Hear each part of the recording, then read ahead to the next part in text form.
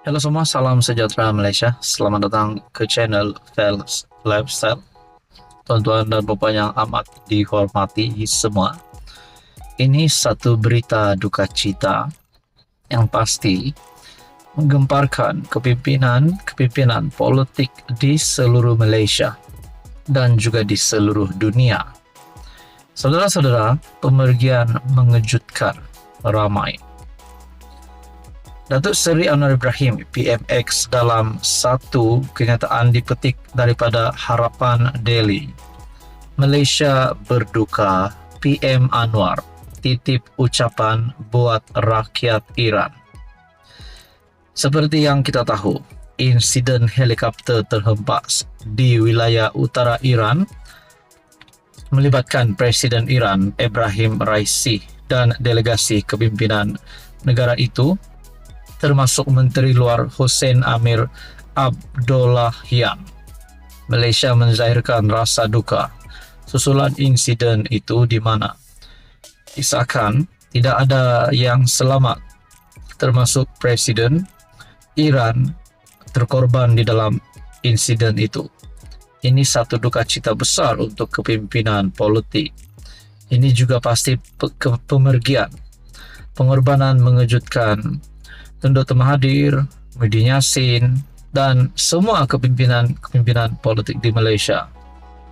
Perdana Menteri Datuk Seri Anwar Ibrahim menyifatkan beliau selesa bekerja sama dengan Raisi dan pemergian pemimpin Iran itu meninggalkan kesan mendalam, terutamanya dalam perjuangan membela warga Palestin. Saya sempat ketemu almarhum Presiden Raisi di New York, Amerika Syarikat tahun lalu dan telah menekuni pelbagai perkara yang dekat dengan kedua-dua negara. Beliau menonjolkan sikap yang terbuka tetapi tegas, terutamanya dalam soal pembangunan rakyatnya serta punyai keupayaan yang tinggi dalam memelihara Iran sebagai negara dan tamadun yang kuat. Katanya menerusi satu catatan di Facebook. Menurut Anwar, yang juga Menteri Kewangan, Malaysia berduka atas tragedi berkenaan dan bersedih atas malapetaka yang menimpa negara sahabat Iran. Doa dan solidariti buat rakyat Republik Islam Iran. Menurut laporan agensi berita Iran, IRINN dan MIHR News, tiada mangsa yang terselamat ditemui di lokasi nahas helikopter itu. Reuters pula melaporkan, seorang pegawai kerajaan Iran memaklumkan bahawa helikopter yang hilang itu ditemui terbakar sepenuhnya. Dalam kejadian itu, Raisi dalam penerbangan pulang bersama Menteri Luar, Hussein Amir Abdollahian, dan beberapa individu lain daripada upacara perasmian sebuah empangan di sempadan Iran dan Azerbaijan apabila helikopternya terhempas ketika hendak mendarat di kawasan Varzakan pada Ahad. Ini pasti pemergian mengejutkan. Sekian saja untuk kali ini, teruskan bersama di dalam channel ini. Halo semua, salam sejahtera Malaysia. Selamat datang ke channel Fels Lifestyle. Tuan-tuan dan puan yang amat dihormati semua, terima kasih kerana bersama di dalam channel ini. Saudara-saudara, akhirnya kita dikejutkan dengan satu berita yang amat luar biasa dahsyat. Disahkan Azmin Ali yang juga antara pemimpin terkenal, pemimpin tertinggi Perikatan Nasional dan Bersatu, yang juga bekas menteri, bahkan bekas Menteri Besar Selangor. Saudara-saudara, disebutkan dalam satu artikel daripada FMT, Azmin dipanggil polis berhubung perkara dibangkit di DUN pada 20 Mei 2024. Ketua Pembangkang Selangor, Azmin Ali, gesa hak kebebasan bersuara serta perbahasan di dalam Dewan Undangan Negeri dipertahankan.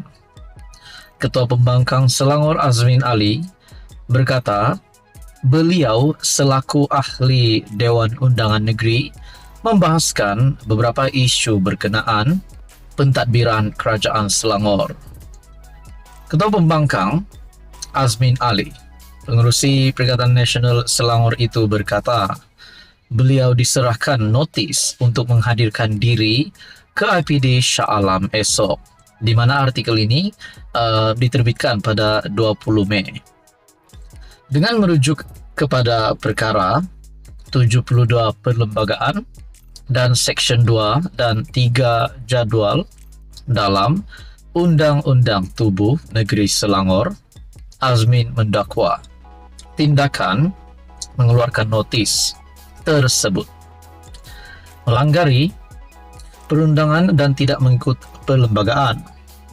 Saya menyeru dan menggesa Speaker DUN untuk melindungi prosiding Dewan dan mempertahankan hak kebebasan bersuara serta perbahasan di dalam Dewan, dan hentikan semua dan mana-mana cubaan untuk menyekat kebebasan dan hak serta keistimewaan ahli-ahli DUN, katanya di Ibu Pejabat Perikatan Nasional.